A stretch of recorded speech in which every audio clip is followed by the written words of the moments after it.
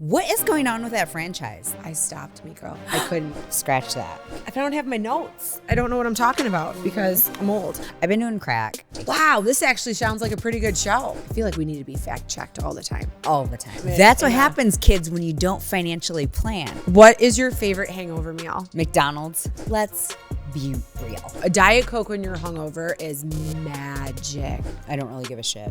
Just go get a fucking laser and then your skin wouldn't look so bad that you had to cover it up with makeup.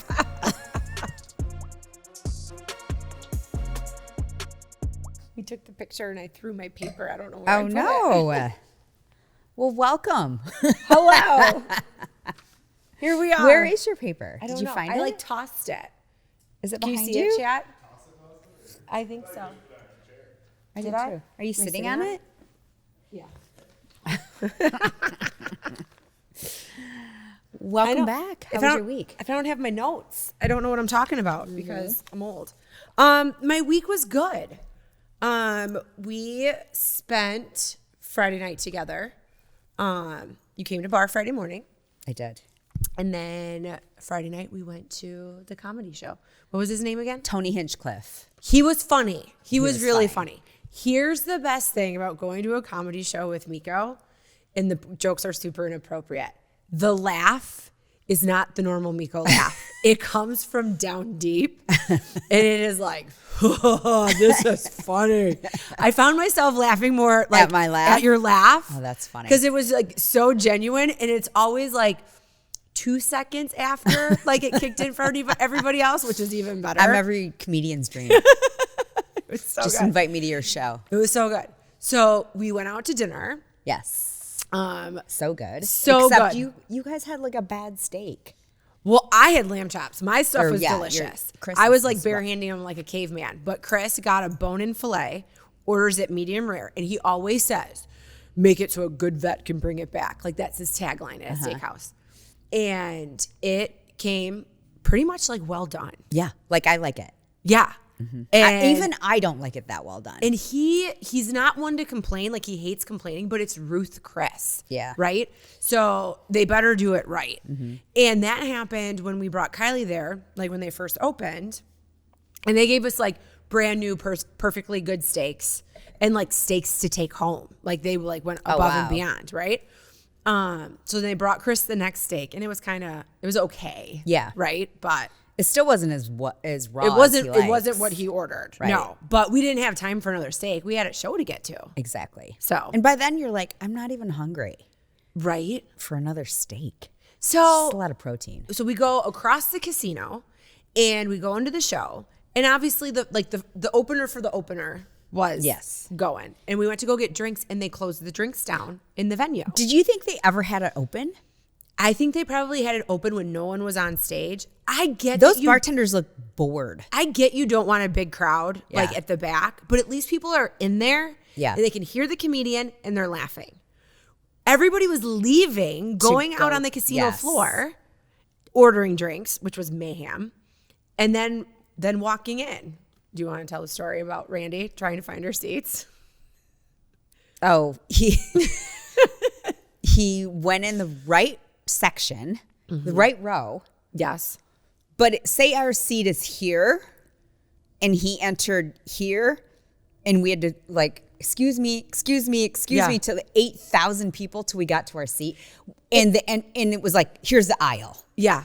So it was like, there was like the main aisleway to the stage. Yes. And the guy said, hey, your row's like right down Yeah. here. So we go to the row and Randy looks at the numbers and he's like, So he starts going, but then we just keep seeing him scooting past people. Excuse me. He made his own assessment as far as where the seat Chris would and be. I stopped because like 3 rows back was like the handicap row Yeah. or like the fire lane or whatever. So we just kind of like walked behind and just watched Randy just squeeze in between people. Everybody, and you could just see their faces like, seriously, I have to get up, I have to stand up or whatever. Anyway, we got to our seat. It was fine. Yeah. No one had to go to the bathroom, thank God. Right? Yeah. So we didn't have to do that Yeah, because we again. were like in the middle. We were in the middle. Yeah.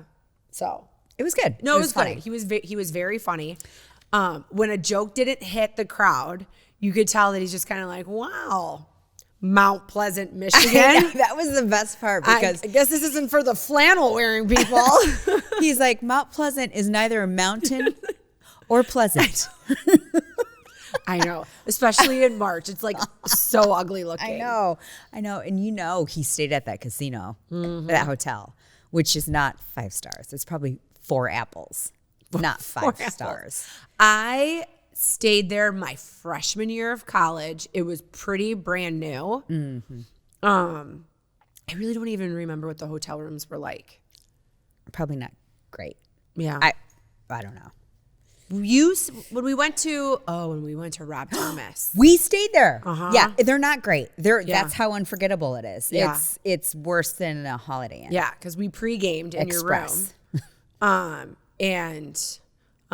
Meko and I are convinced we got roofied that night.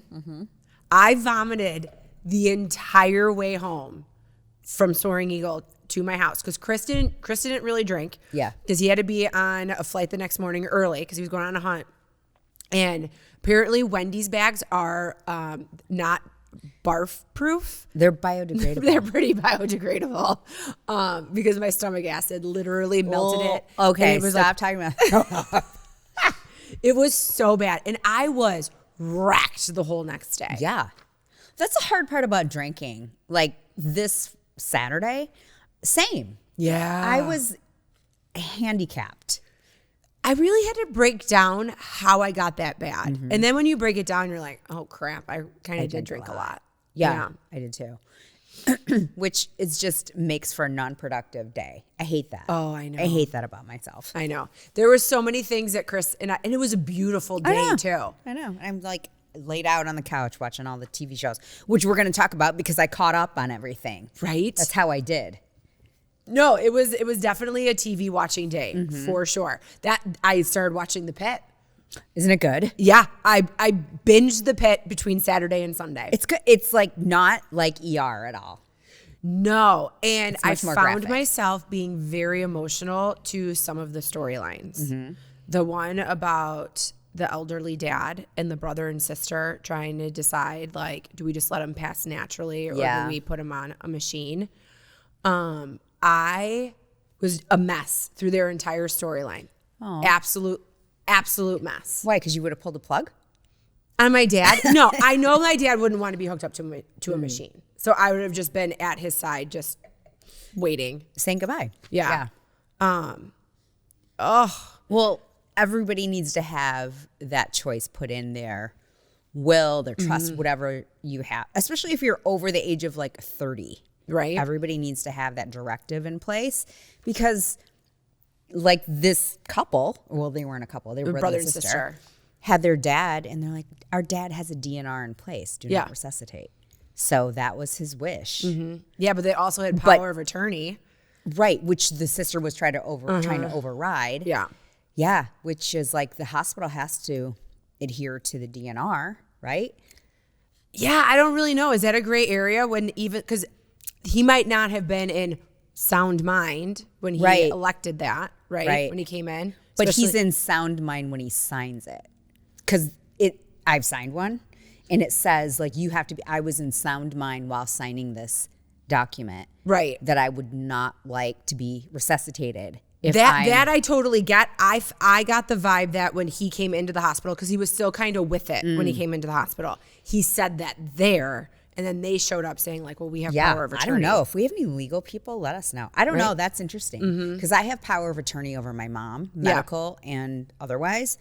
So I'm just wondering what that stipulation would be. Right? Because if she's like, I want all the machines, keep me alive as long as possible. I'm like, well, I do need to charge my cell phone.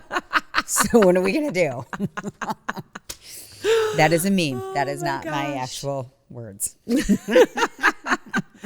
Yeah, no, it's such a good show. And I will tell you, it's been 21 years since I've worked in an ER. The medicine and the technology has definitely changed, right? Thank God. Right? Whoever came up with the machine that the person's hands come up, it gives them compressions on their chest and like puts breath into them and oxygen. Brilliant. Absolutely brilliant. But what is still the same is the people that work in an ER, there's the family system that's there. Then you've got a couple of people that think that they're better than, God complex, all that kind of stuff. Typically, it's the doctors that are that way. You got the charge nurse who is running the whole entire ship. So that has not changed over time. But no, it's a really good show. It's great. And there's not even like a part of it where I go, yeah, this is kind of boring me. I don't really want to watch this part. It's action-packed, which is why people work there and trauma units, because it's the adrenaline. They're adrenaline junkies. Yeah. They probably jump off cliffs and shit. Speaking of which, I have a good friend. Well, my friend Liana Croak. Liana, shout out. She was telling me that she took her son when he was 7. She's a daredevil. She's a very, very, very great skier. They skied off a cliff with a parachute and like floated in the air, landed at the base of the mountain. And I was like, how old was Leo? She's like 7. Wow. Wait, this isn't the only Liana I know. No. Because she has daughters, our other right? Liana. Yeah. Yeah. Wow. No, that's not me at all. I know. That's so crazy. Yeah, I'm pretty lame. And she loves it. Loves it. The adrenaline. But I think that's the point is that's these people that work in these places. Yeah. They have to, because you're working at such a high level and your adrenaline has got to be just off the charts. And then you probably go home and you're like, well, this sucks. Now I'm in my boring ass house. Oh, you have to decompress. But I mean, I worked sure. in Muskegon. I'm not going to compare that to a major city at all. But it does border Muskegon Heights, which is a little rough. And you work second shift, third shift when the bars, let out on Friday and Saturday night. That was always pretty wild. But then there were times it was almost like crickets. Oh. And we had a lady. Her name was Roberta. I won't say her last name, but she was always there for a sandwich. So the guy that kept asking for a sandwich in every single episode. What episode are you on? Are you caught up? I'm all caught up. Okay. Yeah. Full baby delivery caught up. Okay. Yes. Yes. That was wild. So graphic. They show an actual well, not an actual. Yeah. They show the delivery of a child vaginally. Yes. And I'm talking vaginally. Yes. Yep. That's what it looks like. I watched my sister give birth to my second nephew. Yeah, that's exactly what it looks like. I have done it. I've never witnessed it. But it was, I'm sure what exactly it looked like to my husband. Yeah. Awesome. Yes. So the patients are still the same, the way that they would come in and, drug seekers and all that kind of stuff. Yeah, that still hasn't changed. I love it. It's always the best when someone's like, even when I worked in urgent care, they'd be like, oh, I just got this pain. I've never taken pain pills before, but I feel like my friend told me one time I should try something called like Vicodin or Vicodin. I'm sure. Okay. Dilaudid. And they know how to pronounce it all. That's so funny. So I used to sell a drug called Duragesic, which is fentanyl in a patch, but for cancer patients. Okay. But I used to call on pain clinics in addition to oncology offices where there's actually legitimate pain. And it was wild. I would go in with, we never had samples, obviously. Yeah. But they're like, oh yeah, you know what the deal with the patch is? Because it was a patch and you put it transdermally on your skin. And what drug seekers would do is cut it in half and put it into a needle and try to inject it so they could get immediate release. But the problem is when it's also mixed with alcohol, then they're getting this huge burn. Oh, God. Yeah. So stupid asses. Or they try to eat it. Because I sold it at the same time Oxycontin was being launched. Yeah. And so everybody that I worked with was trying to get a job at Purdue Pharma because they're paying a lot more. And they were coming out with this immediate release pain. If you chew it, everybody knew the tricks of the trade of the pain stuff. It was a wild Interesting. Interesting. Okay, speaking of TV shows, I just started it. I haven't gotten through the first episode. Are you caught up on Temptation Island? No, not caught up. Okay, so I just watched. It's a good filler show. It's my treadmill show. Like when I'm 10 incline and like speed walking. It's my treadmill show because the whole time I'm thinking people are fucking idiots. They're idiots. One, you're trying to get famous by being on TV, right? I want Temptation Island. I want ugly people. Yeah. And I just want someone to come on so strong. Like, don't make it all beautiful people. We already know that they suck, right? Like, so all those guys look like they just cheat. Yeah, every and they single all one of do, them. clearly. Yeah. So I don't know. I just turned it on because it showed up on Netflix. So I don't know where I am in the seasons or the episodes. I just go. Did you see the opening scene where they're all in their own helicopter, like coming across the island? Like, is that season 1? I don't know if this is the first. It's a good filler show for me, but I started with it because I ran out of shit to watch. My God, Chris and I are there right now. But I just saw that Amanda, you know her last name. She's the one from Mamma Mia. Seyfried? Yes. She has a new show that's out. And the whole series is released. I feel like it got released like this morning. Oh, cool. And I'm like, I love her. I feel like I have to get into this. It says it's a thriller too. Ooh, I love that. Yes. She was in another thriller.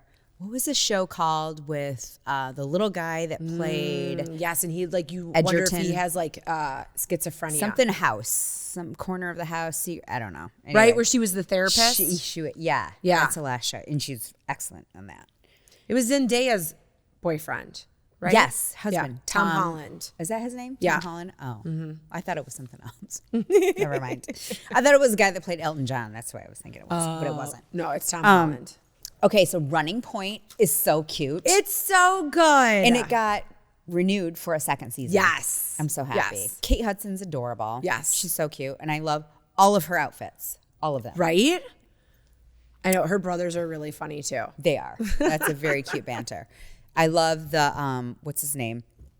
Cam. Justin Theroux. The guy in rehab. Oh, yeah. Where he's like, I've been doing crack. And they're like, they go to visit him in rehab and he's like, did you bring any cocaine? And they're like, no. And he's like, he's walking away and he's like, about that one last thing I just asked you. Are you sure you don't have any? Are you sure? Yeah, no, he was really funny. He's funny. So that's really cute and I'm so happy. I knew she was going to kiss the coach. Right? I thought she was going to get busted. I did too. I thought Mr. Pediatrician was going to walk in. No, that's what I thought too. Because that was right after she confessed her love, right, to him. Like you don't leave. For Boston. Yeah, and then, crazy. Cute. Or Minnesota. The coach was going to Boston. The doctor fiance was going to Minnesota. Yeah, so cute. I love that. And then, did you watch Adolescence? I didn't because the description gave me the heebie-jeebies. It should. Did you watch the whole thing? But I think specifically, I think Chris should watch it because it was all shot in one take. Oh, he'd be enthralled with that. And it's interesting. That's kind of the premise if you go on social media and they talk about it. The fact that it's one take from one camera. And you can kind of tell. But it makes it really interesting to watch it. Okay. And it's only 3 episodes, 3 or 4. Okay. But it is disturbing. Yeah. It's very disturbing. It's also really emotional because you think about how you would react in the parent's situation. And also the kid. He was scared and then, whatever happened and the cop. I mean, all of it. It's really good. It's good. Okay. I think it's worth it. All right. It's not going to suck the life out of me? No, it wasn't. No. No, it wasn't. It's not that bad? I don't think it's that triggering. Okay. I think it's probably close to realistic. Have you ever read the book, Let's Talk About Kevin? No, but I watched the show. Yeah. It's not quite as intense. Okay. Because that's the aftermath of everything. Let's Talk About Kevin. But this is during the time that shit goes down. Interesting. All right. I'll watch it. He didn't shoot up a school. No. Okay.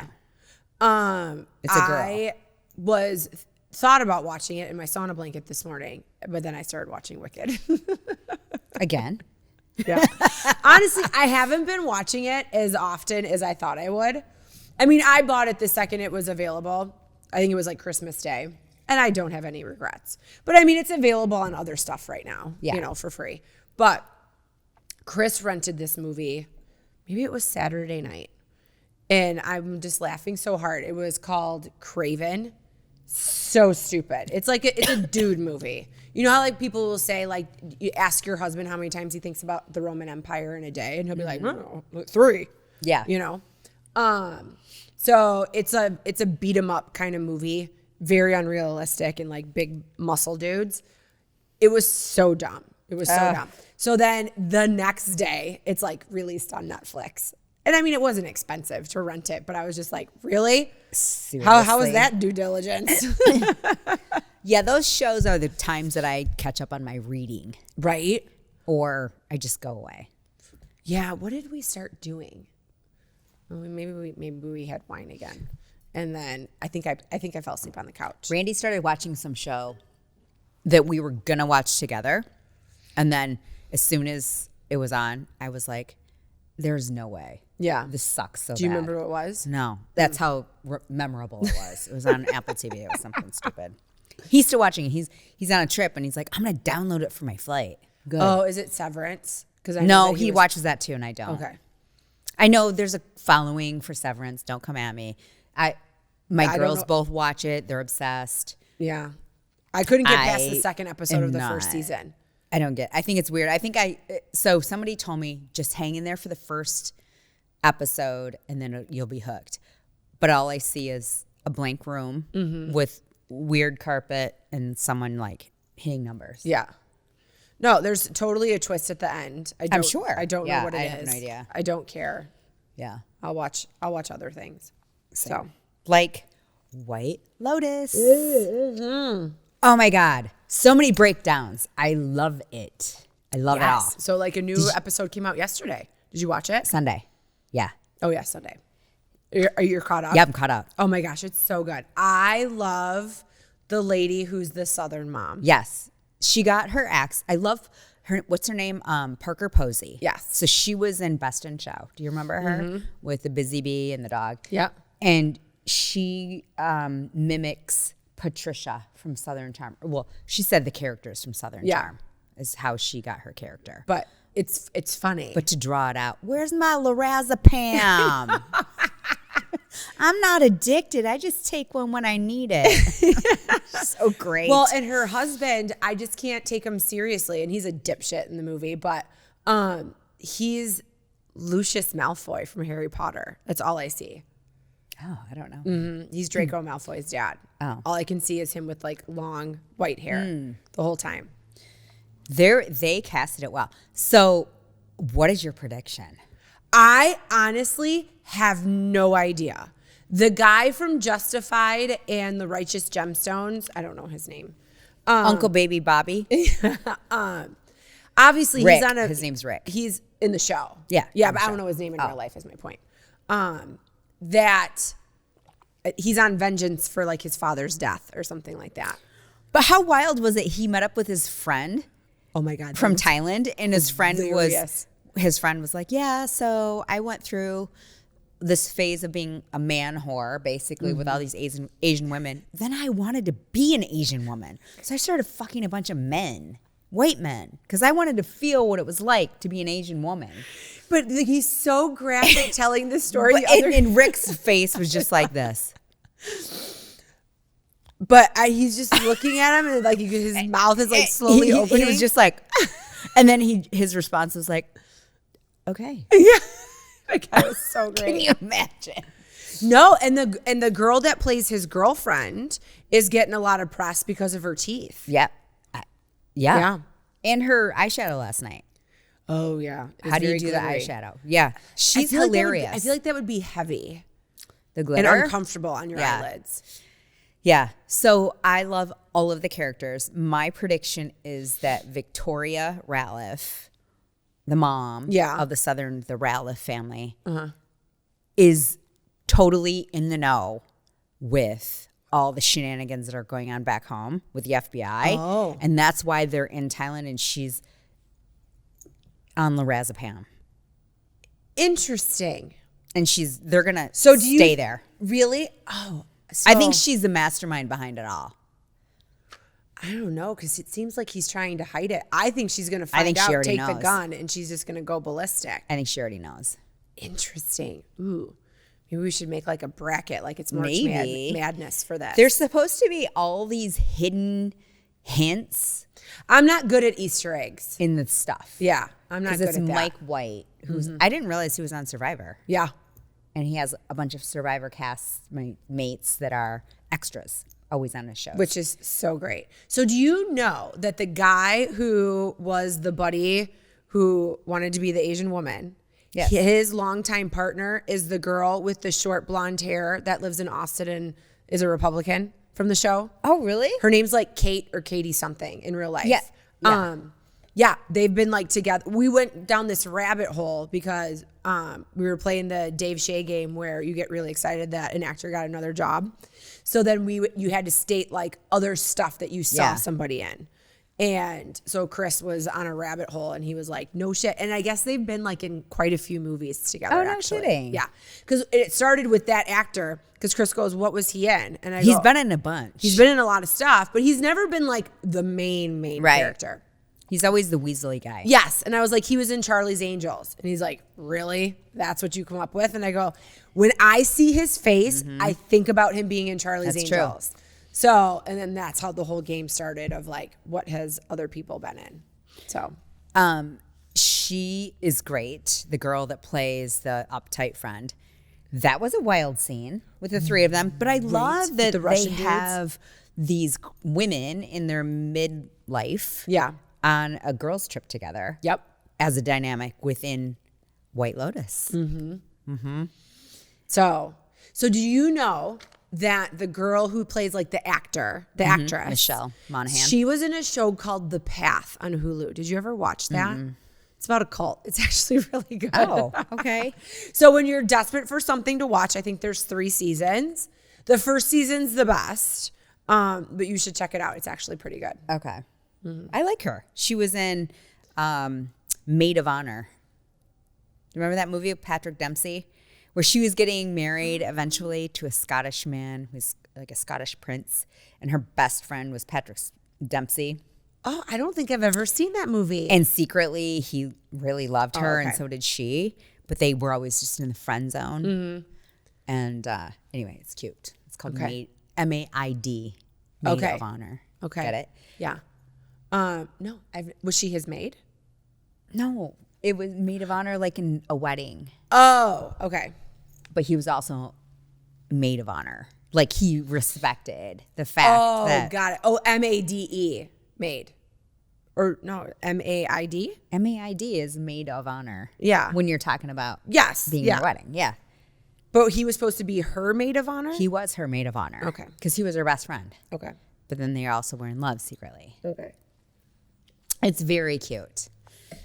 And the guy actually that was on ER later, the big redhead Scottish guy, was her fiance. I never really watched ER when it was on TV. Oh, you didn't? Oh, no. I didn't much, but my girls both binged it later on. I don't know why. Interesting. Yeah. Both of them like watched. Because it was on for a long time.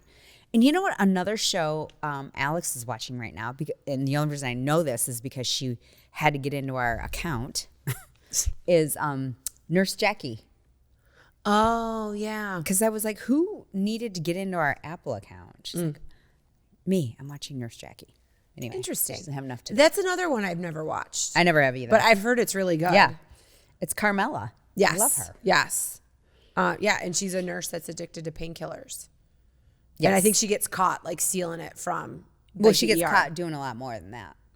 Like cheating, and she's fucking her patients and everybody. Wow, this actually sounds like a pretty good show. Yeah, I think it's good. I mean, I think sometimes you need to discover new shit because I think we are in the same place that you are at home where it's like, what do we watch next? I know. I mean, I can't watch any more shows. I'm reading 3 different books. Like, I need to do some shit. I need to get better about reading. Ooh, I do have my friend Angie's book. I need to share it with you. Okay. I have the PDF. We need to read it because when we're in Mexico with her, we'll have her on the podcast. Okay. Yeah, I mean, but I have to start. I need to sit down and I just want to read it. I don't want to be distracted. It's not very long, so I feel like it could be done in a day. And I just don't want to be distracted. So that might be a good Saturday afternoon for me. There you go. Coming up. Lock the door. put on some good background music. Yeah. With no words. So I read an article going back to White Lotus that it is actually sparking travel destinations. To go to Thailand? To go wherever they go. So they were in Hawaii, Italy, and now Thailand. Were they in Sicily when they were in Italy on that last one? I don't remember. Can you Google that, please? Because I really want to go to Sicily, and I don't know why, but I do. It's like, because it's like an island, yeah, you right? Should go. Yeah.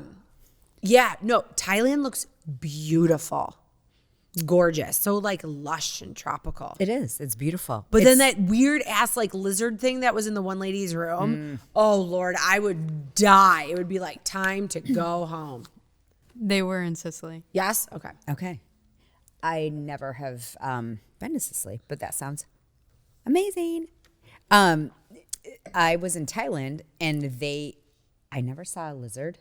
No, but I was in a resort. I think I talked about this before. I was in a resort similar to White Lotus. Okay. It was very tropical. Phuket is sort of like the island area, and that is very tropical.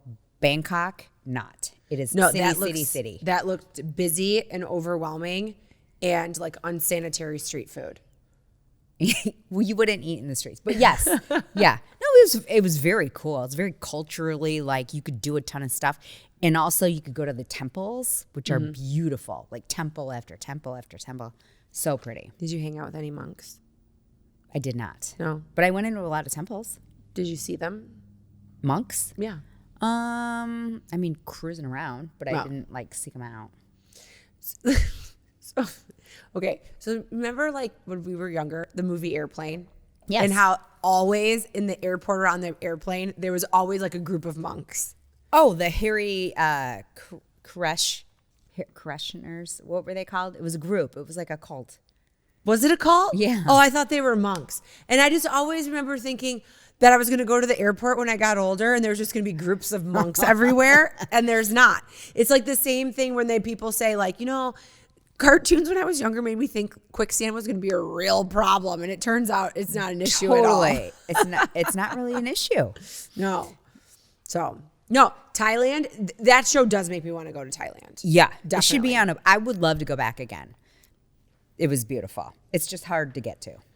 That's the thing. And that's what I'm going to enjoy about empty nesting, because maybe it could just turn into like a journey. Yeah. Instead of like go all the way there, spend 2 weeks, because you have to do something. You have to. You can't go for a long weekend. No. We went when we were going to Korea as a destination. So we did both. I mean, even though they're like 3-hour plane ride in between, you're still on that side of the world. Correct. So if you're there, just like Australia or New Zealand, if you're there, you might as well do like whatever you're going to do there. Yeah. Because you don't know when the next time you're going to go back. Right? No, for sure. Yeah. When we went to New Zealand, we were there for 2 weeks.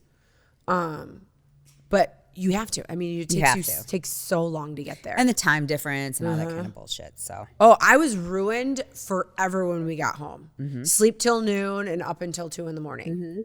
It was insane. Yeah. So. Exactly. So I told you the other night that you needed to start watching Dope Thief. I did. I started it and I was not paying attention. And so I thought they were actual DEA agents, and I was so confused. You need to start watching it again. No, they're fake. So they're like they're two guys that like met in juvie. So that's how they knew each other. But to make a quick buck, they pretend that they're DEA agents, but they only bust like little crack houses that have basically like teenagers running it. Right? There's no top dogs, no big facility, nothing like that. But then they get bad intel from a crackhead, shocker, and they hit up the wrong place. Oops. So, and now it's the spiral of trying to protect yourself, and these people are coming after them and know who they are and know who their family is. And it gives me anxiety to the point that I'll start looking at my phone. So I have to put my phone in the other room so I will pay attention. But, I was like getting hives watching it because it was stressing me out. So who is the guy that played the Hispanic guy? Ooh, yeah, no, he's been in stuff. He's been in stuff. He looked familiar. Yes. But I did not pay attention, and I was watching the first episode, and I was like, ooh, you know who I think he is? Pablo Escobar. oh, I think you're right. It's just that he lost weight because he was fat when he was playing Pablo Escobar. Yeah. Yeah. I think that's who it is. Are we double checking? I feel like we need to be fact checked all the time. All the time. Because Super Dave called me and said that the whole timeline of JFK and Vietnam and all those things. I'm sure. I was wrong. Wrong. Okay. Thank you. So, yeah. Also, I didn't live in that era, so sue me. Wagner Moura? Well, I'll never know his name, but did he play Pablo Escobar? Yeah, see that mustache picture? That's him playing Pablo. Yeah. Wow. I mean, it's a amazing how old they made him look as Pablo because he looks so much younger in this TV show. Lots of makeup. Yeah. So, I don't know. I'll It's a give it good another show. go. People should watch it for sure. I'll give it another go. Okay. Do it. Do you watch Surface? Yes, I watched the first season. I have not started watching the second because Chris must have been gone because I watched the first season by myself. So he's getting caught up on it, and then we're going to watch season 2 together. It's really good. Is it? Mm-hmm. It's a Reese Witherspoon production. Is it based off of a book? No, but it's Hello Productions. Okay. Which Hello is her, or Sunshine. Hello Sunshine. Yeah. Which is her. Okay. And she's an executive producer. Okay. It's really good because it's so twisty. Well, you saw first so season. twisty. And then second season is twistier Yeah. with different characters. It's good. I think my prediction, Yes. it's all about revenge Okay. with the main girl. What is her name? I don't know. She's beautiful, though. She's beautiful. But the whole storyline from even the first season into the second season is all about her revenge. On someone else? Yes. Okay. Is Because the of what husband happened to with the her big, mom. the big giant teeth in the second season? Mm-hmm. Okay. He's cute. He's British. And then you see his teeth, and I'm like, he's Those look British a little- with an American accent on the show. Yeah. Which is, I think, why he whispers all of his lines. That's my theory. Because I can't hear him half the time. no, because I feel like when He's a low the talker. first season of Surface came out, something else came out not long after that, and he was in it. And I was like, oh, it's the same cute guy with the big teeth. But they're just, I don't know, they just need to be trimmed down or something. His teeth? Yeah, they're just too big for I his think mouth. what his teeth look like. He's cute. He's good looking. He just is like, It's when he there. smiles. They're I just don't know. like He's not good. extra. I wouldn't like be into him if I were chiclets. her. Yeah. Yeah. He did give her some good dresses and a great closet. He sure did. But, money can't buy you class. She got lots of class. No, I know. Not him. Maybe not him.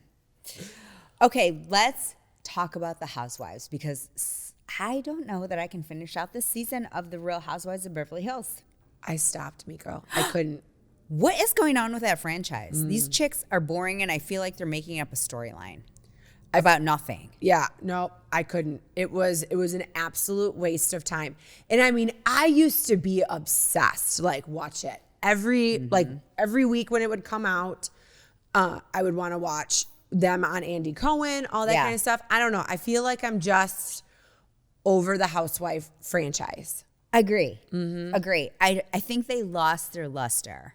I think they've said it all. You've watched them all go through a divorce, all go through a remarriage or a reemergence of themselves into something else, starting a business, whatever, going broke again. Like you've seen the ups and downs of their lives, and now it's just boring.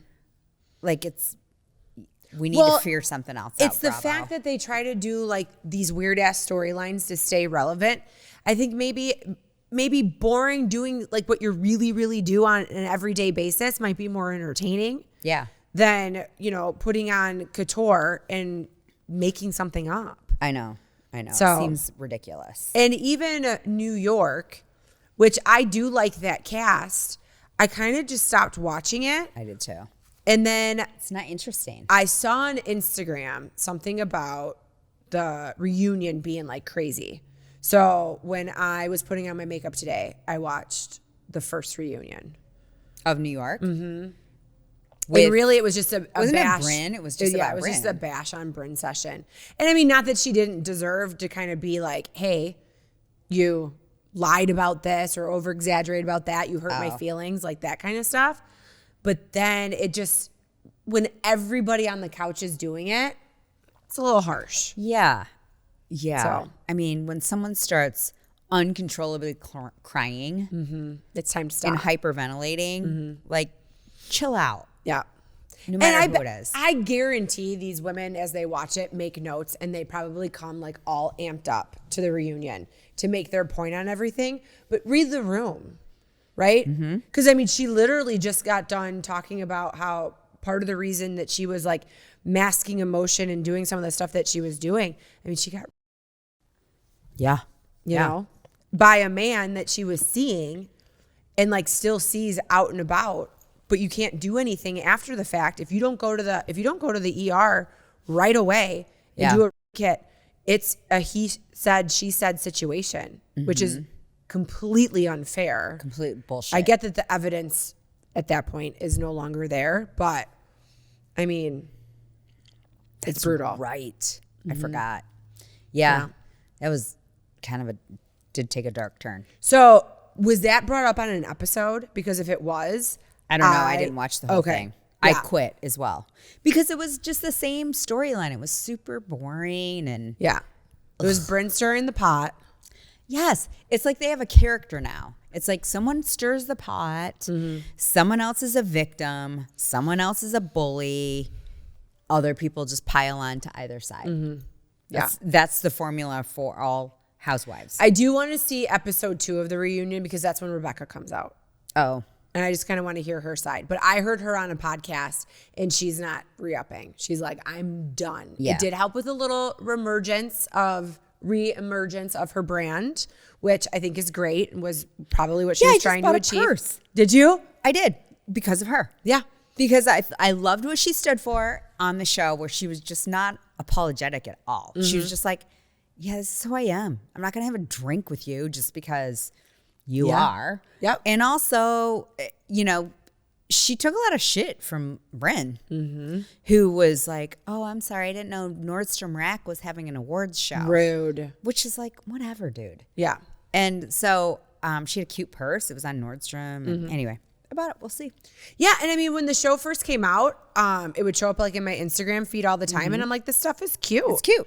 She You used know? to have cute bags. Yes. And then, so, oh gosh, I don't remember what podcast it was that she was on. But she kind of told the story, like she grew up in Florida and she was like, I'm going to New York City and I'm making something of myself. And like her brother, like, you know, put his house on the line and all this stuff to finance her making this purse. And it was the early 2000s. And she's like, all you needed to do was talk to someone's like agent or PR person. And you just needed like Paris Hilton or Kristen Cavallari or somebody to be in In Touch magazine wearing that purse. And remember, like the little verbiage would be like underneath the photo and it would be like a Rebecca Metcalf purse or whatever, like hobo bag or whatever it was, the Weekender.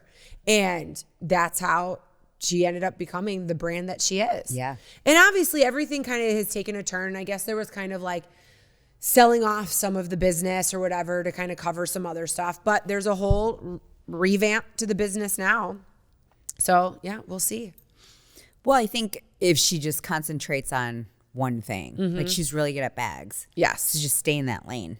You know, it works. So she did have a Wicked line because I did watch that episode. Oh, she did? Where, yes, and she got the props from, I don't know if it was from the movie or she got to borrow them from like the Broadway show and have them like in her showroom. And then they could use them. It must have been from the movie because they would need them for the Broadway show every day, twice a day. That like for, oh fuck, what's the word I'm trying to look for? Not motivation, inspiration, to like make these bags and shoes based off of the movie Wicked. So, Oh, yeah, very cool. very fun. So I should probably look into that. Know that. So speaking of shows that are also falling off, Southern Charm. Not even watching it. I started watching it because I was so bored this weekend. And it just doesn't hold up. Same shit. Like, okay, Bravo, get your shit together. Let's revamp some shows. If, in fact, we're only going to do reality, let's make it interesting. Yeah. Show me somebody that's like, I don't know, behind the scenes trying to commit a crime. That'd be awesome. That's called Cops. True. Maybe pre-Cops. Like, I don't know, inside the mind of like a psycho. That'd be cool. That's entertaining. I feel like when all this stuff came out, especially like, obviously Orange County was like the OG of Housewives, right? And that was a time where it was look behind the curtain. This is a way only behind the gates. Like only certain people live. Yeah. And at the time, Chris and I were living in the middle of the woods. And I was just like, wow, look at these people like with their pools in their backyard and like, you know, their nice clothes and their fancy cars. Like, wow. I mean, they looked like idiots on TV. Because I think they were the first of their kind. And I think you get into a point where you're like being a little showy-offy, no matter what franchise you're in, you know?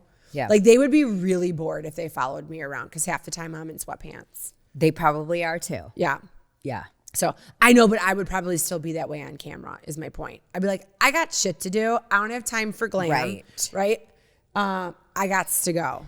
So And to pay for glam. Did you see that whole controversy right now with Dorit?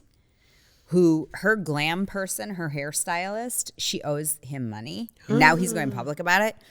And she's gaslighted him, she's ghosted him, and he has the receipts. See, that's what reality TV should be. Yes. Is like, show us behind the scenes. Yeah, but then it's like, okay, Dorit, then you look so silly in some of these outfits you would wear and go on and on and on about them. And you can't even pay the guy that did the makeup on your face. Well, the fact that she has to have glam for every shoot. Right? Just be normal. Just figure it out. I mean, just go get a fucking laser and then your skin wouldn't look so bad that you had to cover it up with makeup. I mean, honestly, on Tuesdays when I wear like the most makeup. Yeah. You know what I mean? Yeah. Other than that, I wear a sunscreen that has a little bit of tint in it and mascara. Just because my lashes are blonde, so it looks like I don't have any if I don't have mascara. That's why I have extensions. So, eyelash extensions, because I don't like to wear mascara ever. I know you are the one person I know that got a reaction, took your lashes off, and was able to go back and for a long period of time, still keep it going. Still going. I think it was psychosomatic. Oh, really? My reaction. I don't know. It was weird. I looked back at pictures during that time, and I was also really swollen, and so I don't know what else was going on with me, but okay, it was a year ago. And so, or a year and a half, whatever it was, a year and a half ago. And so I think it was just, whatever else was going on with my life. Okay. And so, yeah, it's been fine ever since. And I've had lash extensions since, oh my God, before I even moved to Michigan. And I've been in Michigan for 10 years. So probably 13 years. Yeah, it is a very small window that I've known you not to have them. Yeah. So, I love them. And when old photos like come up in my feed and I'm like, oh my gosh, my lashes were so great. Yeah, but they're good now. They're good, lashes. But it's that thing like you wake up and you look like you're put together. That's what it is. And I naturally have a lot of lashes. So when you have extensions on, I mean, I was like, just fluttered from my eyeballs. But, so I'll never forget. So the first time I got a reaction, I had a friend who was also getting lashes, and she's like, you do not want to live without these. Take Benadryl, like take these eye drops, do all the things. Do not get rid of your lashes. So I tried to be vain and do that. But I mean, I could barely open my eyes. That's a problem. It was really bad. So, and I had just gotten a fresh set, and the glue just tore me up. So I had to go back and I had to get them taken off. And then I probably waited 3 years, and someone who does lashes here was like, hey, I have like a hypoallergenic glue now. It's new. I bet you could tolerate it. And I did for a long time. And then one day, not paying attention, and I mean, I don't know what glue's being used. She accidentally used the regular glue. And that ruined it? It totally ruined it. My eyelids completely exploded. By the time I got home, I had like these little bubbles on the ends of my eyelids. And I mean, it was completely an accident, but we went skiing up north, and I'll never forget, like just the cold coming through, like the shield, like on my helmet. Like, or I would take my goggles off because the cold wind felt good because my eyelids were like burning, but I ended up just like putting. And that was the last time. Oh my God. Yeah. Never again. So maybe you could try now. And lash boost and all that, did all the things just to get my lashes to grow again. And I mean, they're fine. They're fine. Like they're long. You can see them. I shouldn't complain, but I can only use one mascara. Every other mascara looks like I'm in a bad 90210 episode and I'm crying because it all melts down my face. Oh, right. So that Thrive. Uh-huh. Thrive mascara is where it's at. Yes. It's fibrous. It Sticks. is fibrous. And it doesn't like bleed down your face. No. It's so bad. Like you would get something like in a FabFitFun and it would be like a volumizing like, mascara. Oh, like, ooh, let me try this. 5 minutes later, I look and it's like Britney Spears dancing with knives in the foyer. Just mascara like all underneath my eyes. What is she doing now? Oh my gosh. Well, it looks like she's talking to her son again because she filmed him like rapping in her foyer. But Wait, not she wasn't talking to the to her sound son? of his rap. She put like music over it. She wasn't talking to her son for a while? Oh no, she wasn't. No, she didn't see her kids at all. Because they were taken away from her? I don't know. I don't know like the whole legal issue of everything, but I do know that Kevin was kind of like gatekeeping the kids. But How I think old they're are- I mean, they're probably they're old 18 enough. now. That it's up to them. Yeah. So the one son was at her place, but I mean, someone needs to give her Invisalign so her teeth can go back to where they were. They've shifted really, really bad. That might be the least of her problems. And yeah. That's sad because she was so in her prime. And I was older when she hit the scene. So it wasn't like my college or anything. So it was sort of like, oh, that little girl's so cute. Yeah. But she seemed to be like, had it all. Yeah. And then it seemed like her parents were super fucked up. Right. And then the whole Ashley Simpson with the lip syncing on Saturday Night Live. I That know. was sucked. Yeah. But yeah, poor Britney. And we all had that free Britney moment and we freed her. And it's kind of like, ooh, wait, no. Maybe she needs to put go her back. Maybe she needs to go back. I know. Oh, poor Maybe Britney. she doesn't need to be free. So yeah, I was a freshman in college when she came on the scene. And I remember being like, oh my gosh, she's so cute. She became like the object of every boy's affection. Sure. On Fair State's campus. And I'm like, I'm pretty sure Britney could fit inside of one of my pant legs. Like she was adorable. So cute. And the Oops, I Did It Again video, wasn't that her Yes. premiere? Yes. In her little school So cute. girl outfit. Yeah, no. So we would do these they would have these like competitions. They had this lip sync competition. I don't think it was Mock for homecoming. rock? Yes, it was mock rock. And my sorority did Oops, I Did It Again. Oh, They perfect. all had the plaid skirts and like the ponytails with the little fluff and all that kind of stuff. Yeah. Yeah, it was mock rock. Good call. Yeah, I remember Remember Mock that? Rock. It was always on Earth Day. Yes, that's When what I was it there anyway. 30 years ago. Kelsey, when I do was they there. still have that on Earth Day? Oh, No, okay. it probably got canceled. It was kind of a scene. We used to have it at the football field, and they would set up a gigantic stage. Okay, so they would have it over like where the softball fields were, I don't even know where those are. like across the street-ish. Oh, okay. No, it's on the same side of the football field, but like, I don't know, like on the edge of campus. Oh, okay. They would have a huge stage in the middle of the football field. Oh, and then all the students could file in and like sit in the stands. And they would have, lights and like what are those pyrotechnics Oh, wow. and stuff. It was Fancy. wild. I mean, we would get good like concert acts on Earth Day at Ferris. No, but these are kids that were lip syncing. They weren't. They brought the pyrotechnics? Yes. Oh, no, we weren't that fancy in my era. Yes. They would bring all the shit and everybody would be like, and you were drunk during the day because it was Earth Day. Yeah, that's what you did. And it was the first time that you saw the grass in all of the season. And so you're like, oh my God, I might get a tan. And yeah, they brought out all the stage. And for me, at least, I was off season. Oh, okay. So we could actually drink and like go out. And that was like the first emergence of any kind of like social life that I had. So it was super fun. I always remembered mock rock and birthday. That's a super fun memory. Yeah. So I could always drink when I was in college. So I probably should have had an on season because oh goodness me. Mrs. Powell. Anyway, she kept us under lock and key. Oh, was that your cheer coach? Mm-hmm. I know they broke ground on that new dorm that's going to be like at the end of the football field. Oh, cool. And it's going to be. Is it going to open in the fall? No, it will be fall of 2026. 26. Yeah. Got it. But it will bring like a awesome presence to that football field. Right now, it just kind of like opens up over the campus. Yeah. So that will look super cool. I'm like, you're 3-time national champions in 4 years. Like you deserve an upgrade. Something. Right? Maybe a stadium rather than a field. Yeah, but you got to make sure they can fill a stadium if you're going to build a stadium. I feel like they could. Alumni, let's go. Yeah.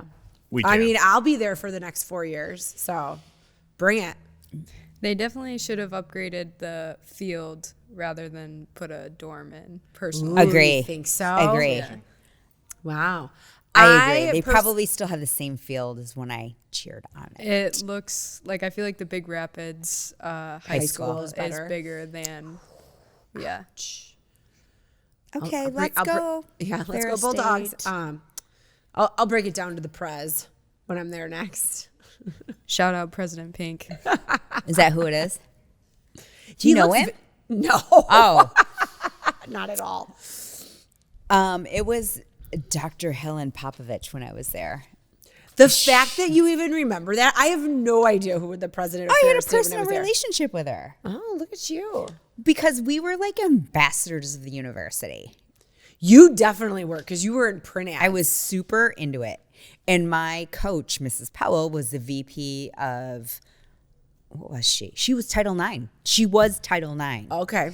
And so when all that shit was going on with the female male sports, she was in it to win it. And so I worked for her as my work study.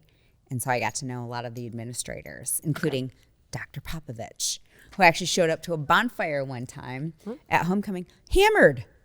Oh. Hammered. Wow. This lady had bangs like Wednesday, and she showed up drunk, and everybody loved it. They were like, holy fuck. Well, it made her relatable. She was not relatable. She looked like a robot with Wednesday Addams hair. Oh, no. Chris already has like his whole plan for tailgating at Ferris. Like, you know. So it will be fun. I'm excited. What's the plan for tailgating? The plan for tailgating is that we would get there early on Saturday, and he's going to set up the whole thing. He's bringing his Blackstone. Where does tailgating happen? In the parking lot. Of the football field? Mm-hmm. Yep. Oh, that's cool. Mm-hmm. Yeah. So, I mean, it's not like it spans throughout the city. I mean, it's pretty much just right there. Perfect. Oh, yeah. No, he'll probably have a tent that says, I'm Kylie's dad. I'm sure he'll do something that's super embarrassing. But the funny thing is that he will be on a national Busch Light ad, like with Casey during that time. So he'll probably just bring posters. I mean, he'll be there and the kids are going to be like, oh, I saw your face at Meyer. Oh, or at Grunt. Nice. Yeah. So. Yeah. When does that take effect? I think September. Okay. So, yeah. Fun. Oh, perfect timing for right? tailgating. Yeah. So. Yeah. We'll be Can't wait. I love football season. Well, you're gonna have to come. We'll do an exchange. We can go Ann Arbor and Big Rapids. There you go. Very different experiences. When is homecoming for Ferris? I keep Googling it to see because I have like hotels planned over a plethora of weekends. So then when I finally find out, so my I can friend cancel the Luke other one. moved back to Big Rapids, and he has a house on the river. And every year he texts me and says, "Are you coming to homecoming?" Because he has like a big party and a place to stay. Okay. And anyway, I don't know when it is, but That would be fun. It's usually the last weekend of September or the first weekend of October. And Okay. it would always fall on Dow High's homecoming because I would have sorority sisters going back and they'd be like, are you coming? And I'd be like, I just got to figure out when Kylie's homecoming is. And it would always be the same weekend. Okay. So I don't know. I should probably just look to see if the school schedule came out for Dow High. Well, yet. it's like giving season, isn't it? Right now for like for all these schools. I just got something from Michigan, like a Giving Tuesday or whatever. Oh, I already got. I get alumni like send us money to Ferris State all the time. Yeah, but it always seems like it releases the homecoming dates. Maybe Because they'll say like, come to this alumni event. We're doing a Pistons game, and then we're gonna do this, and then whatever, and then they list out like all the dates. I know there was like a Ferris State alumni event at Crystal Mountain. We should have gone. Oh, Yeah. I went to one once at a Red Wings game. Did you? Was Yeah. it fun? Did you know anybody there? I mean, that's the thing. I wouldn't know anybody. No, I mean, you just have like, you went to Ferris in common because it's everyone of every age. Yeah. And it's not like your friend group goes. I can't remember why we went. I think we were home in Michigan for something. And I was like, oh my God, let's go to this event. And yeah, it was okay. It was good. It was just, I didn't know anybody from like when I went to school there. It was just, we had that in common. Yeah, but when we went to Ferris State homecoming together. I mean, this was a while ago. I think the girls were still maybe in elementary school or something. Oh, yeah. And we went. And there was like two random dudes that walked by that you totally knew. I totally knew. Yeah. Oldies. Yeah, the one guy was like They a trainer. played football. Yeah. They played football. Yeah. And then there was the one guy was not a football player, but I feel like he hung out with the football team. Yeah. No, he was a football player. Oh, he was? Scarily. Yeah. Oh. They both were. Monty Brown. Yes. Who actually got drafted by the Bills. Okay. And He was a big dude. He was a big dude. And then he went into like WWE when it was a thing. And now I think he's a personal trainer. So there you go. Yeah, but he was like a personal trainer in like Saginaw. Yeah, 100%. Because that's what happened. And he's like, I got all my equipment. That's what happens, kids, when you don't financially plan. No, but then there was the other guy. I'm wondering, is it the Luke dude that you're talking about? Oh, he yeah, was like, Luke. Then he was Luke. like, He was a Lambda Chi. Okay. Because he was like hosting alumni events like in Denver Yeah, or something. he lived in Denver. Okay. And then he moved back to Big Rapids. Okay. And now he lives in Big Rapids on the river. Oh, we're going to have to connect. Yeah. We're going to have Luke, to figure this out. call Yeah. me. Go Bulldogs. Whoop, whoop. Go Bulldogs. Yes. If you enjoy our banter as much as we do, show us some love. Like, rate, follow, and share us with your soul sisters, your friends, acquaintances, random strangers on the street, your mortal enemy, and your family. And hey, tell us what you want our next episode to be about. It's like it's girls' night, but it's for all of us. Cheers to laughter, insights, and moments that matter. Let's keep this party going. And what are we doing for spring break? Well, here's what I will tell you. First off, is that we have beautiful teenage daughters, and they will not be venturing off on the beach alone at night, hammered. Yeah. Right? Obviously. Right. Well, obviously, but I say that because college spring break happened, and that girl from the University of Pitt, is it Pittsburgh? Mm-hmm. Yeah. She was there with Disappeared. Alex. Yes, in the Dominican. Yes. Yeah. So Wild. yeah, when Alex came home from spring break, she was like, oh, so like 18 of my friends got roofied and a girl is missing. And everybody had the stomach flu when they came back, right? Yeah, they had norovirus. But weirdly, they were all at a St. Patty's Day party on Saturday when I FaceTimed her. And she couldn't hear me because the music was so loud. She's like, I'll call you back later. I was like, so the norovirus is over. Yeah. But they still haven't found that girl. It sounds like a Natalie Holloway thing. You remember that a long time ago? Yes. Yeah, They never found her, did they? No, I don't think. Did they ever find Natalie Holloway? I don't think they did. And I think they questioned the guy that she was with. And apparently now the guy that this girl was with that's missing from Pitt, he's cooperating. Yeah. He's from Iowa. But they still have nothing.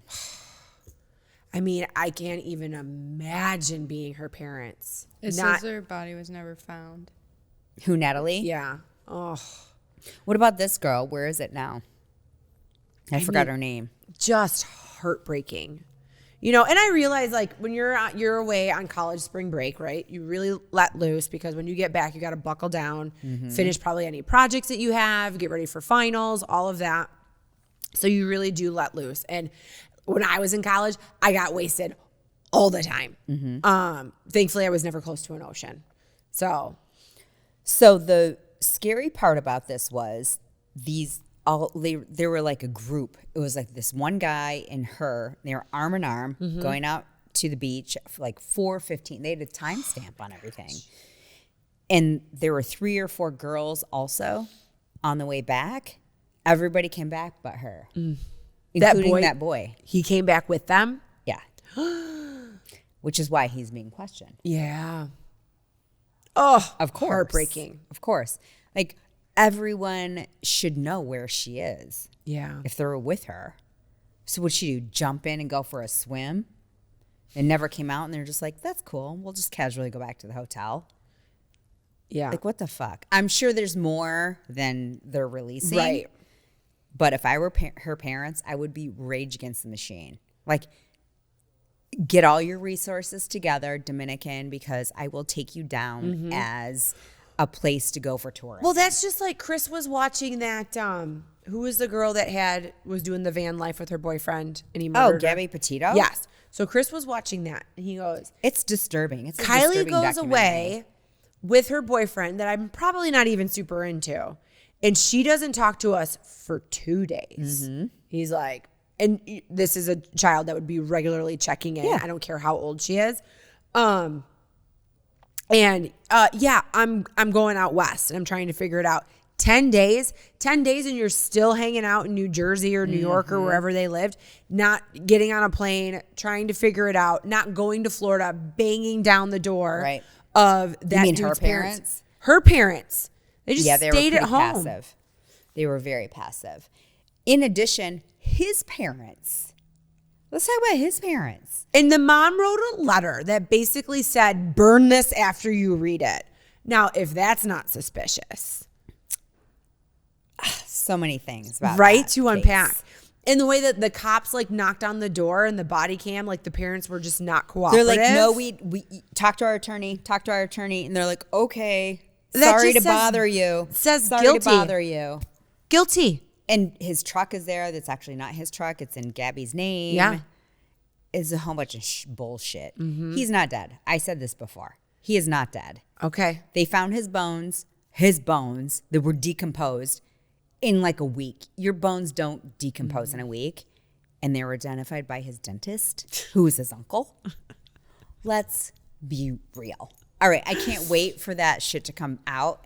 So this is what reality TV needs to be. Right. Is like cameras hidden from families like this that are like shitting themselves. Right. Like Brian, what's his name's parents that are just like, fuck, what do we do? What do we do? So it was really wigging Chris out that the boyfriend and the girl's dad looked like each other. Oh, they did? Oh, yeah. Go back. I thought his parents were much older. His parents are older, but the girl's dad and the boyfriend look like each other. Oh, the boyfriend. Okay. Like the bald heads, their nose kind of look the same. And Chris is like, you don't think that's creepy? And I was like, well, I don't know. You know, and then some people like to date their dads. And then he just kept saying it. And then you're kind of like, oh, wow, no, they creepily kind of do look like each other. So I don't know. But, are you buying any new clothes for our trip, or are you just? I bought a few things. Like I bought a couple of bathing suits, and what did I buy? Some shoes. I think that was about it. But I have a lot of stuff left over from last year, my trip to France. Oh yeah. So I kind of cleaned house like on summer clearance in the fall. So I'm kind of like, I haven't even worn any of this stuff yet or worn any of these sandals. Like I want to wear them. Yeah. So I got a couple of things from Amazon. We'll see if they turn out. I got one pair of linen pants. I don't even remember what brand they were, but when they showed up at the house, they were in like a plastic bag, see-through, and it said like the name on it. And Kylie's like, Mom, do not buy this brand. And I was like, I don't know. if they fall apart after this trip, I mean, they were so cheap. I don't care. I just want to see if I like them. And I do. I actually really like them. Did you wash them yet? No. Oh. No. They are ironed. They look great on. I'll probably wear them for the trip and like, go out to dinner. And then we'll bring them home and we'll see what happens. Yeah. But they would definitely not be go in the dryer because they would probably fit Mr. Nugget afterwards. Oh, I mean, I just don't trust the quality. But that's the thing is like you'll have people show up in your feed like wearing all this like great Amazon stuff and it looks very nice on them. Great. But then it shows up at your house and you're like, wait, but you bamboozled me. I would rather have someone be like, okay, this looks cute in this video. It feels like a trash can, or it feels like if I walk near a flame, I might combust. Yeah. Just be honest. Don't try to make 7% off of a $9 item. Right. Right. So I prefer that kind of honesty. Same. This looks great. You can wear it one time. I don't know if you'll be able to wear it again. Right. Mm-hmm. That would be great for the reviews. Yes. Yep. Yeah, you don't even have to do it on social. Like I look at reviews before I buy stuff, even on retail stuff, even on stuff at Nordstrom's or Saks. Mm-hmm. Like I look at the fit, like I had to return it, it was too small.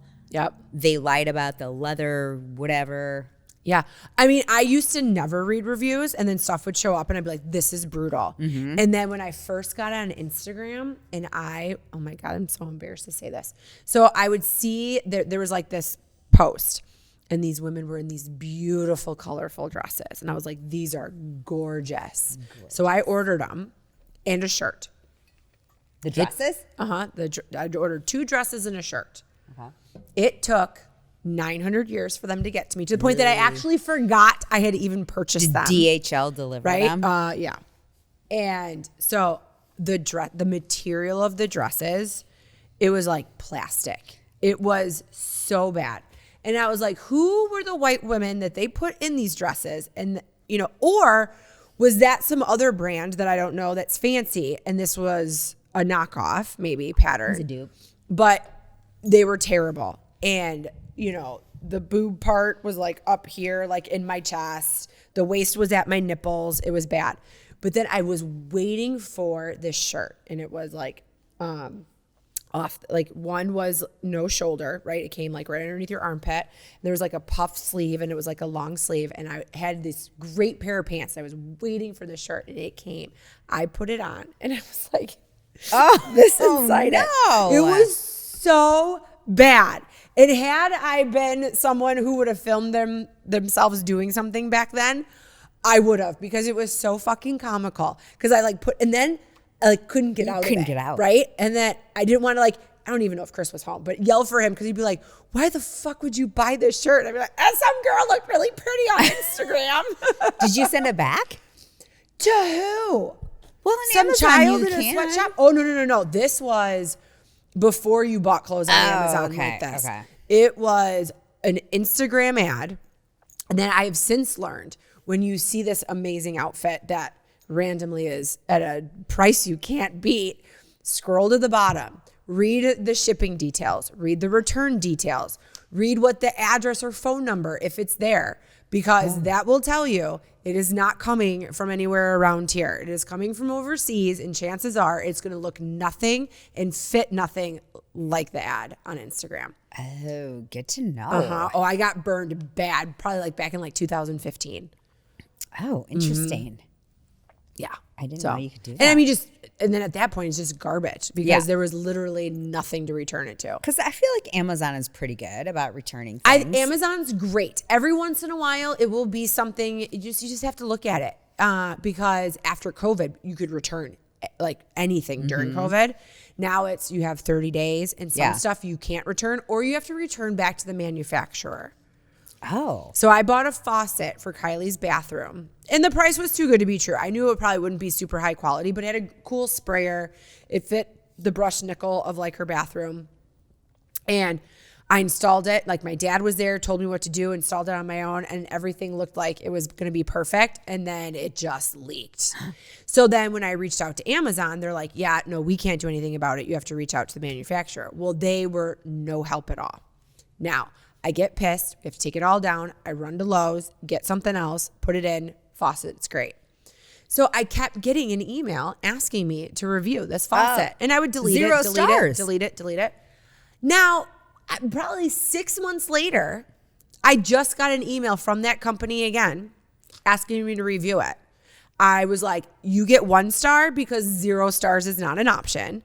I was like, it leaked. It was like a whole stripped False piece. advertising. I wrote this whole big markup. Now this person with a name that is all consonants is like just trying to like send me a new faucet. And I'm like, I don't want a new faucet. Like, do not stop emailing me to bring me a new faucet. I don't want it. Yeah. We want to make this better. We want to make this better. Too late. You should have made it better months ago when I first reached out. Right. So Payway. Or whatever the fuck it's called. So I'm off my soapbox now. But that's so true.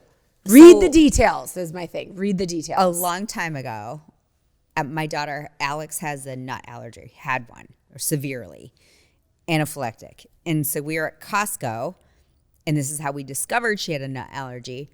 Randy gave her a bar. Remember the samples? Oh, I think yeah. they still do that, samples. And he gave her a sample of a bar.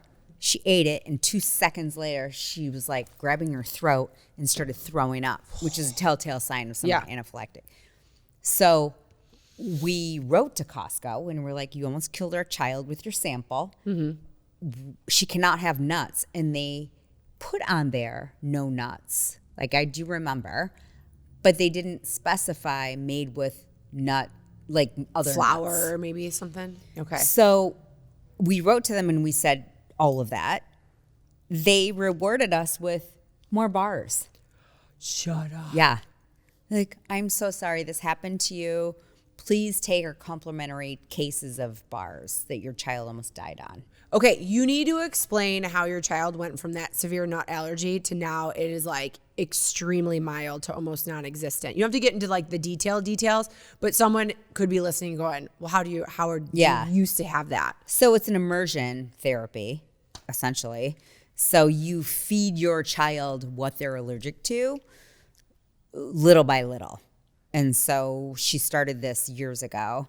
And you start with the foods that are related to the foods they're allergic to. And then you slowly introduce the food, right? That's the end point that you get to. Yeah. So, and in between you do dosing and you do challenges. And you do all of this under medical care so that someone is watching them and they have a crash cart. And if anything were to go wrong, they can immediately get to your child with whatever they need to get to save their life. So that's how it works. It takes a long, long time. Mm-hmm. You can't just go from like, I have a nut allergy to, hey, have a cashew. Yeah. It's over time and it's over small, tiny, tiny doses. And yeah, it's an investment in time and energy and money. And we did it because we wanted her to go away to college and not have to worry about it. Yep. And she pretty much did. I mean, she didn't finish the program quite, but she knows her limitations and now she can eat stuff she never would have been able to eat. Right. Safely. And she's not even afraid. It's kind of remarkable. Like truly. Yeah. You know? But what's crazy is you eliminate that, issue of her diet and then found out that she had an issue with like wheat and gluten, like horrible rash and like stomach stuff. I know. And you just wonder, keeping other things, I don't know. I don't know how to explain it. But. Yeah, which is another whole other thing that she discovered later when she was 18, that she was like breaking out into this eczema on her stomach, which she had as a baby, but it never really affected her until she was in a bikini on vacation. And she's like, oh my God, I'm swollen and my stomach is all broken out. And then she eliminated gluten herself. And so that's kind of on her now. Yeah. And she just knows what she can eat and what she can, what makes her feel good and what doesn't. It's good because she just regulates it herself. She grocery shops and she figures it out. And it's perfect. Her and I totally vibe on that. So it's great. But it's totally eliminated her eczema and her inflammation. Well, one, I totally know how it makes me inflamed. But when it comes to like the eczema and the rashes and all that extra stuff, and my dad would get like really bad flaky skin, when your body can't process something, right? It's got to find a way to get out because it's angry. And that's when it becomes like a rash. That's when it is inflammation. That's where it's the flaky skin, or, out one port or another, right? It's just got to find its way out. So yeah, exactly. And it could have been the problem all along, in addition to all of her nut allergy stuff, and who knows? But she just now pays attention to it because she doesn't want to be in a bikini with rashes on her stomach. Apparently, it's it might make you feel a little uncomfortable. Glow Medical Spa is Mid-Michigan's premier med spa for skin rejuvenation and anti-aging.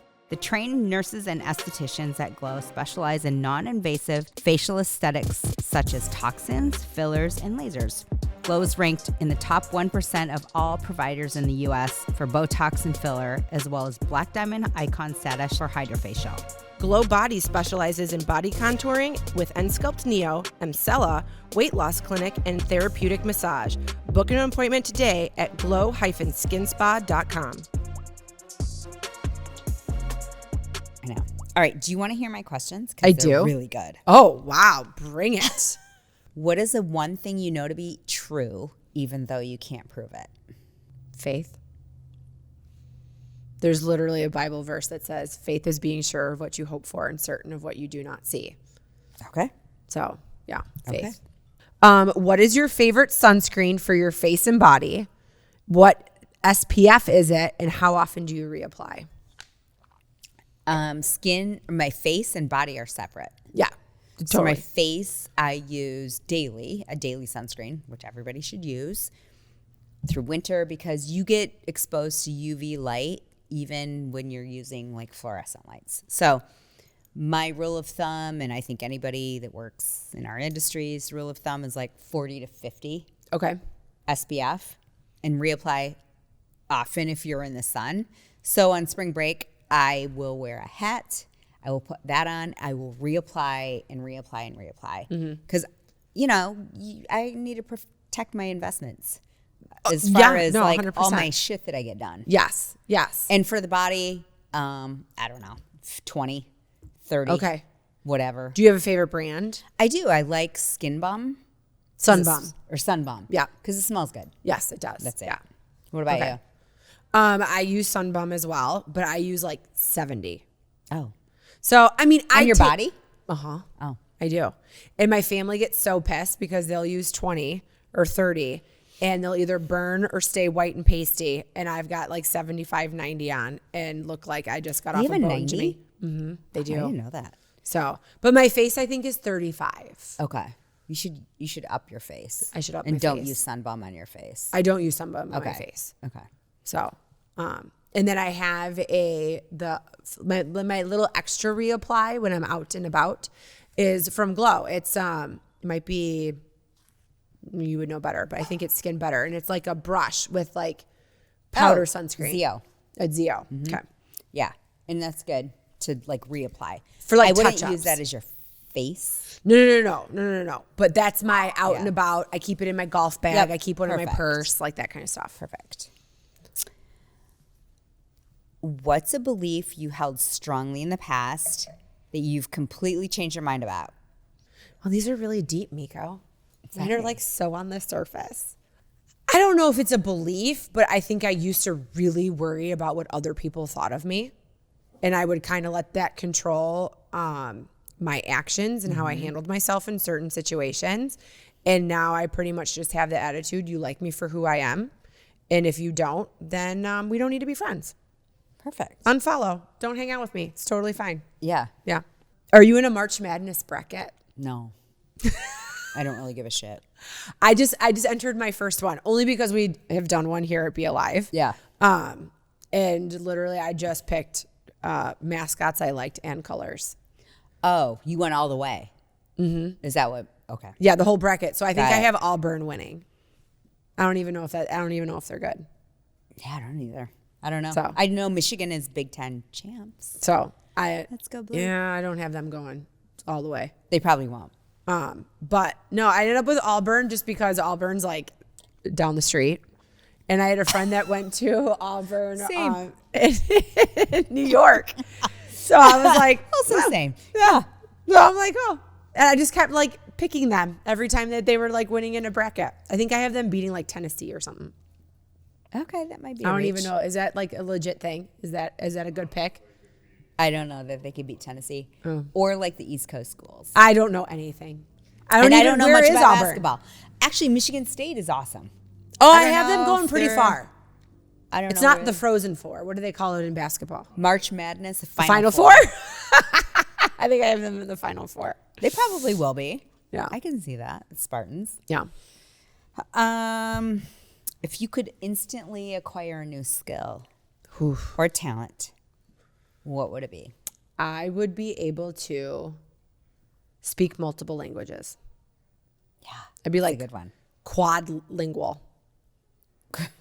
Oh, is that awesome. a thing? Yeah, 4 languages. Yeah.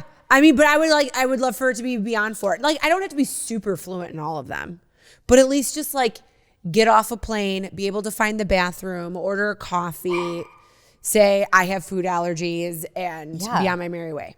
I would love to be able to do that. But wouldn't you want to be fluent?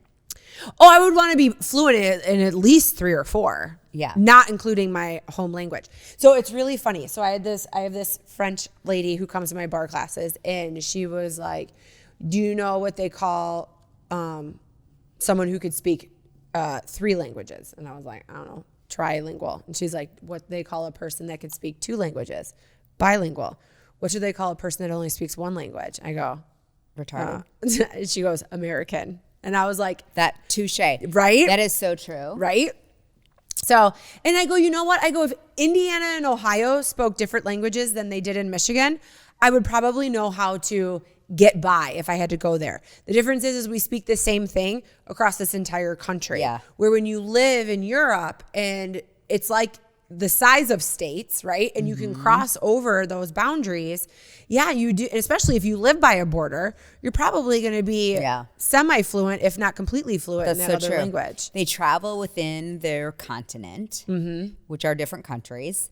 In addition, they're open, right? Like they're open to learn. Yes. Which I feel like we are too, except we're very, as Americans, you know, when you travel abroad, you're like, oh, you can spot the Americans. Yes. And I'm not shitting on my people. I'm just saying, like, you can. Yeah. Like, don't wear the fucking loud sweatshirts. You don't need to, no one needs to know you're from Minnesota. You know what I mean? Yeah. No, I would definitely just want to be able to. And then if someone was kind of like, you know, speaking in a foreign tongue and they thought they were being like suave and, you know, like talking shit, and I'd be like, oh, and you could answer back like the girl in the pit. So like there was the one doctor, like the 2 nurses were going back and forth and whatever they were speaking. Like, shit, she speaks Vietnamese. Shit. It's awesome. It's great. Well, that's like our friend Patty, who speaks fluent Spanish. And she's blonde with blue eyes. So no one would and ever she expect just it. Is like, yeah. And then she can answer back. I love it. What's your question? Okay, so I talked about how I got anxiety watching Dope Thief. Do you ever get really bad anxiety watching a show or a movie? Yeah. I think I do. I mean, anxiety. Yeah, I feel like I get stressed. Like things are stressful. Like that Adam Sandler movie where he was the jeweler. Yes, that's stressful. That's stressful. Or a stressful movie to me would be like a tsunami or an earthquake or some natural disaster that you can't control. That's what I feel anxiety about. Have you seen those mudslides in Italy right now? Right now? Oh, shit, no. Yeah. But I witnessed mudslides in California. In my neighborhood. Oh. Yeah, it's like shit you can't control. Yeah. That's what causes me anxiety. It's like, especially in movies where you just cannot control it. Anger is another emotion that causes me when you can control it. Like the whole lady with the, oh my God, what is her? Frankie. Oh my God, what is her name? Ruby Frankie. Oh, yeah. You can, like the dad. That was like anger was my emotion. And hey, I'm not going to lie. Like I've totally been a mom who I'm not making a YouTube video, but you're trying to get shit done and people are just like asking you a million questions and you just cannot be torn into another sector of the home or your life and everything, because you need to be at least be able to focus on something, that you snap a little bit, right? You're like, what the fuck? Leave me alone. I right? But this woman was so extra. She was off the rails. In addition, it wasn't relevant to like the situation that was happening. So she has like 100 kids, and they're asking for her to do something for her, and she's like, stop it right now. If everybody's going to settle down, then nobody's going to eat. Right? And she truly fucking meant it. Or screaming at her kids, it's Sunday, you're Mormon, everybody's going to church. You have your husband getting the 6 kids ready to go to church while you're filming in the bedroom. Yeah. Film later. Yeah. So, but issues. Yes, anxiety does invoke on certain shows. Mostly natural disasters. Well, I mean, you can try to outrun a tornado or find like shelter, to get through. But when it's those tsunami movies, there's nothing you could do for that giant wave. You are like, here I am. I mean, that's it. It's happening. Here I am, God. Right now. Yep. Oh, it doesn't matter if you can swim. Or an avalanche. I couldn't even imagine. What is like the survival technique for something like that? To constantly dig to keep like, I have air no around your idea. face? It's not hide under a desk. I know that. Like when I was in elementary school, they're like, tornado. And we had to like, everything was the solution was hide under your desk because those desks were like steel. Solid. But I don't know. It's wild. Anyway. Are you ready to transform your body and mind? RHOBH Fitness Studio in Midland, Michigan is what you're looking for. RHOBH isn't just a fitness studio, it's a community where strength meets serenity. Whether you're flowing through a yoga sequence, sculpting with barre, or unleashing your energy in a work or pound class, RHOBH Fitness Studio offers something for everyone. Their expert instructors create an inspiring and supportive environment that will have you reaching your goals and loving every minute of it. Elevate your fitness journey. Join RHOBH Fitness Studio family today and discover the workout experience you've been waiting for. You can go to rebarbmichigan.com and use code LHTT15 to receive 15% off a punch card or monthly membership. Do you keep or delete all text messages? I keep them all. And for what period of time? They're there for a lifetime. The only reason that this one doesn't have like the entire history like every other phone I had, when I got this phone, the setting was on that I think after a year they delete, because I actually went to go back because I keep the receipts. Yeah.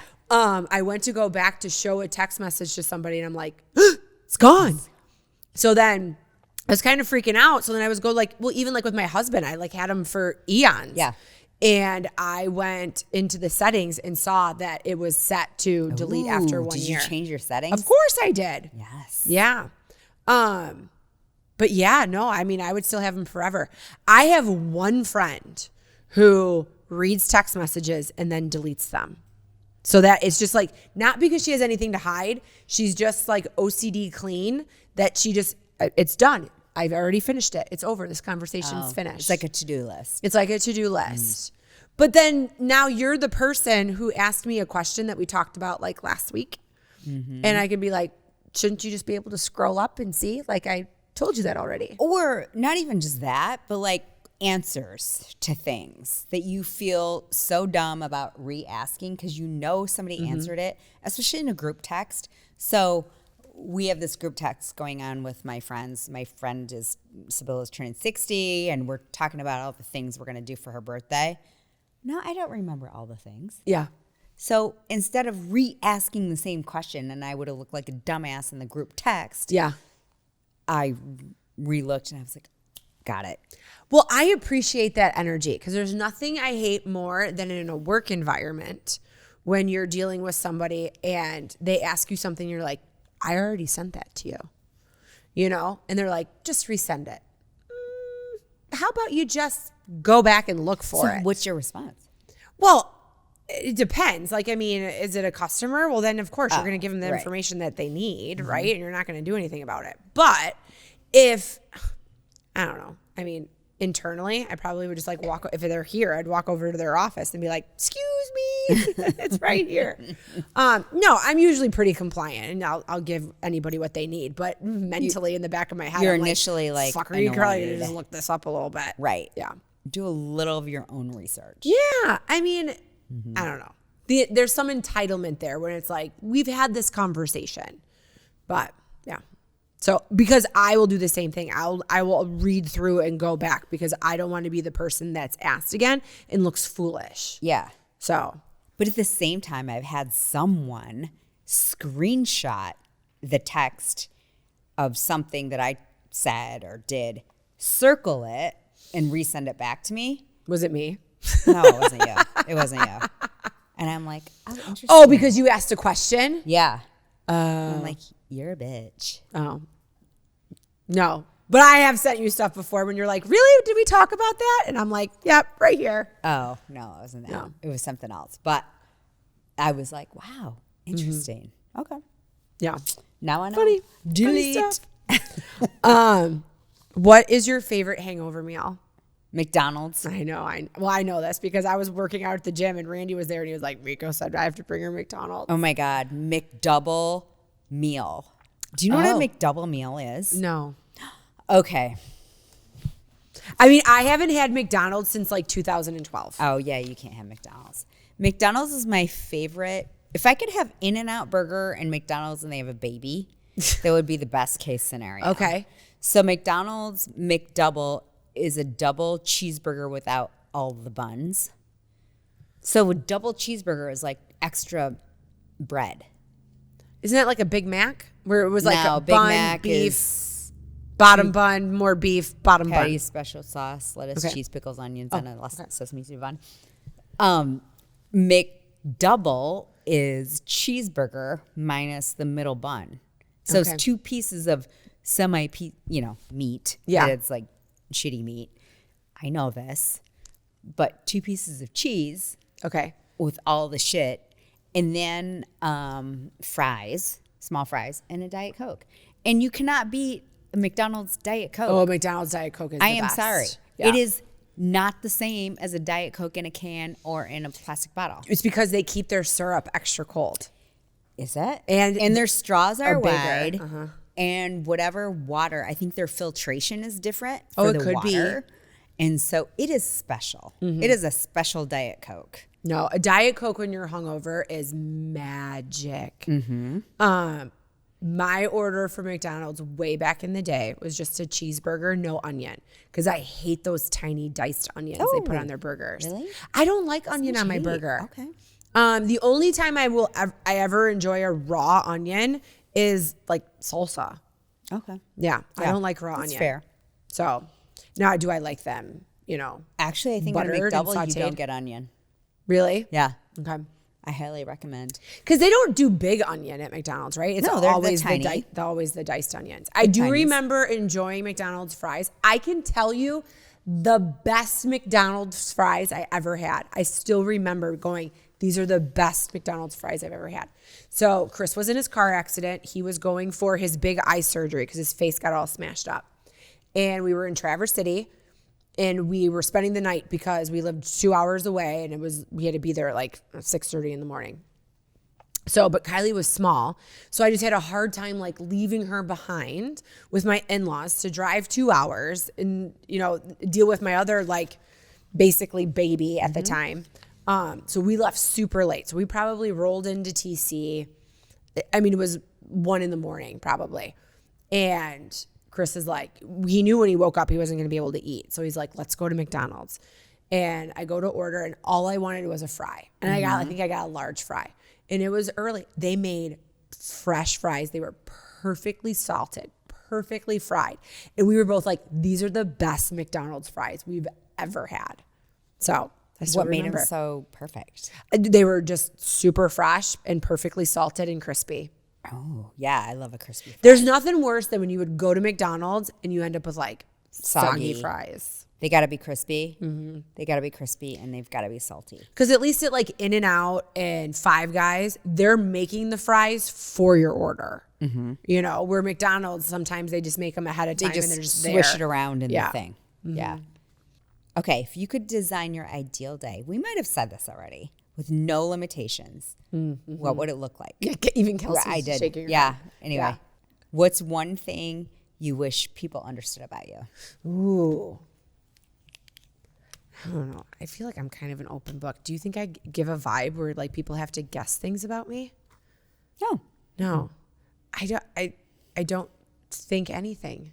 I don't. Maybe back in the day that I'm like a nice person because I would be so shy. Shy is not the right word, but maybe felt insecure in a situation where I might not put myself out there and talk. And I know from experience, like my sister is very, very shy. And people would always think that she was super stuck up. She wasn't stuck up. She was just a pretty girl that was in her room and didn't talk. And it just came off that way. Yeah. And I think sometimes I would be insecure and wouldn't put myself out there in a crowded room with people that I didn't really know. And I probably gave off a bad vibe. So, but now I don't care, you know? And if I do care, then I have to have like an internal conversation with myself. Like, why do you care right now? Like, what is happening in this situation? Right. Because I don't like how that makes me feel. So I try to figure it out and fix it. And sometimes the answer is leave. Yeah. Right? It's just, maybe this is not where you're supposed to be. So, but I know where I'm supposed to be tonight. Broadway show. And that's happening. And I'm really excited about it. Yay. Okay, here's my last question for you. And it's super surfacey. What color are you painting your nails for vacation?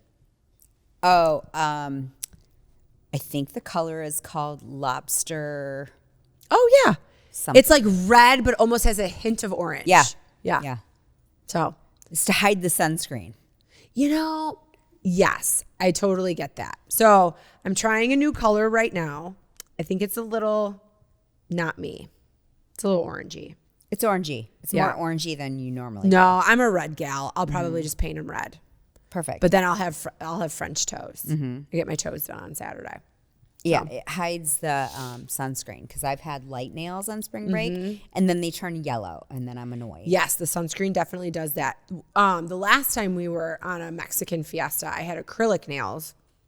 And she did the tips in white, which was great because it didn't like chip or didn't do anything. And she put like this special something on them that kept them like the UV rays and the sunscreen making that or like the yellowy look. Like I smoked cigarettes between all of my fingers. And they held up really nice. I really liked them. But yeah, no, it'll be a Katie Kiefer special on these nails. And no, How are your nails doing? my nails are doing so much better. I'm almost to the point where the fucked upness is grown out. Oh, good. So close. So close. And then I'll be able to have them at like a normal length again. But the thing is that now it gets to a point like when they get long, it looks like they're going upward because they were lifted off my nail bed from when they were swollen. Lord. Yeah. So I have to like cut them down short. Oh. So I'm probably so about painful. 6 to 8 weeks away from having like my normal length nails back. So here's to that. Cheers. Cheers. So, Cheers. Like Do- and follow. oh, you don't have any more questions? Oh, no. That's it. Okay. Bye. See you later. Plus I have to go to Toodles. the bank. You could always say cut. I have to pee so bad.